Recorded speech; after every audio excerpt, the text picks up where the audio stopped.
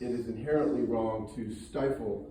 It's not beneficial to stifle your own reading. And it takes even less time than that to know that it's wrong to force someone to stifle their own breathing. We hear a lot of hype about follow the science. However, those purporting to provide the science that says we should wear masks have flip-flopped, stuttered, and otherwise contradicted themselves since this mess started in 2020. When we take a step back and use logic and reason, we do understand that one, any virus particles are much smaller than what the masks can provide protection for. Two, it is unhealthy to continually breathe your own carbon dioxide. And three, the masks become a veritable hotbed for all kinds of contaminants such as spittle, dirt, and bacteria. All the health concerns aside, the idea that you can force someone in matters of health is not only antithetical to reason, but to the very core principles of liberty and freedom. The idea that you can do this in a taxpayer-funded public place like the library is truly a crime. In fact, the whole idea of mask mandates is criminal, and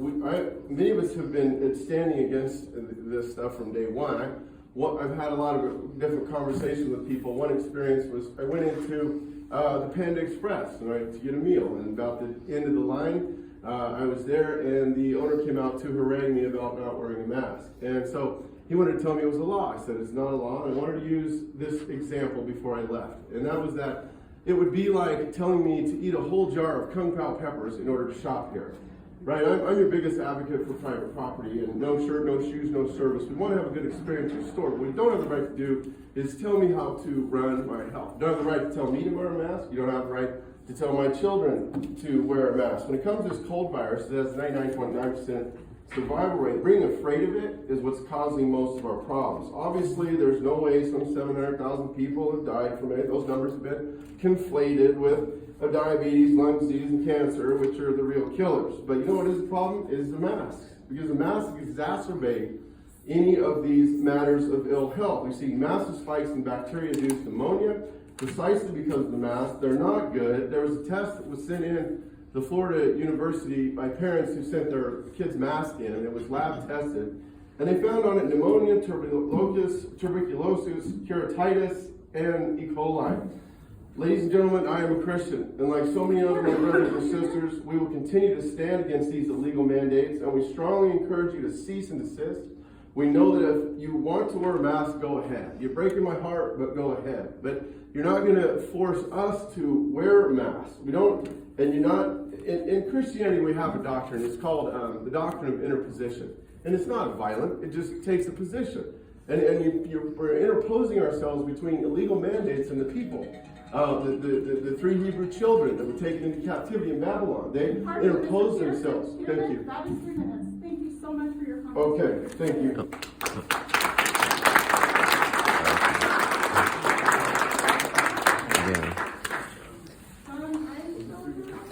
Mine was improv, by the way. My speak was, I came up on top of my head.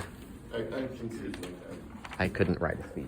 And thank you for everybody for coming tonight. I really appreciate you. Ms. Kazrati, it's nice seeing your face. Thank you.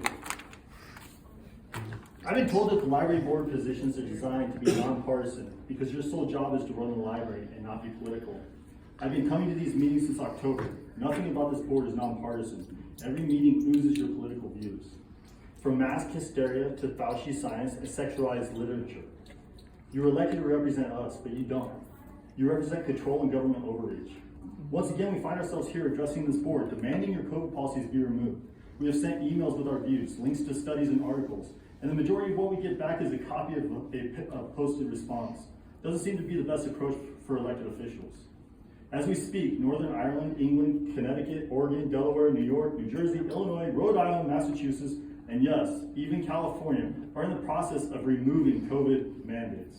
Iowa's governor has even declared to end COVID declarations and deal with it the same as the flu. The city of Meridian, Ada County, and the state do not have mask policies. Even West Ada School District made masks optional, but not the Meridian Library, because this board likes the control. End your mask policy tonight. Taking a small turn, Ed Humphreys did a Facebook Live yesterday discussing CRT, transgender literature, and anti-American displays on the walls of the Idaho Falls Library. I hate to break it to everybody in this room, but that is all here. You were voted to represent the people of Meridian, and you aren't doing your job.